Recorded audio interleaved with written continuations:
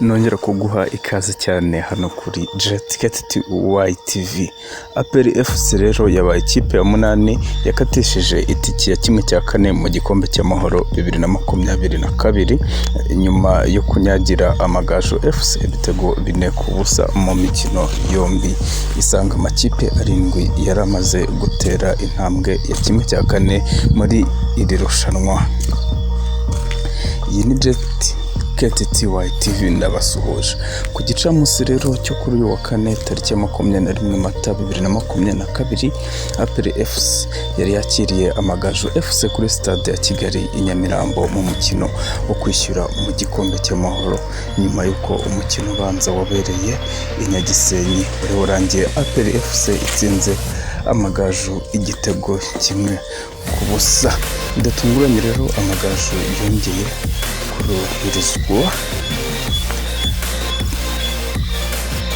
mu mujyi wa Kigali ahatsindirwa ibitego 3-0 mu mukino wo kwishyura byatsinzwe na Nshuti Innocent ku munota wa 8.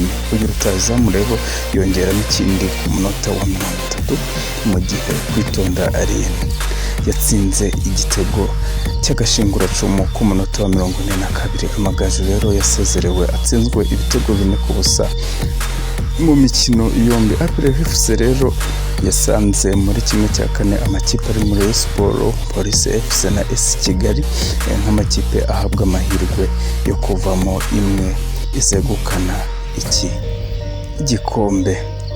Amakipe rero 8 yageze muri 1/4 cy'igikombe cy'amahoro ni Rayon Sport, APR FC, AS Kigali, Police FC, Bugesera FC, Etoile de Manine FC na Gasogi United. Uko amakipe rero azahura muri 1/4 cyirangiza, Bugesera izahura na Rayon Sport, AS Kigali ihure na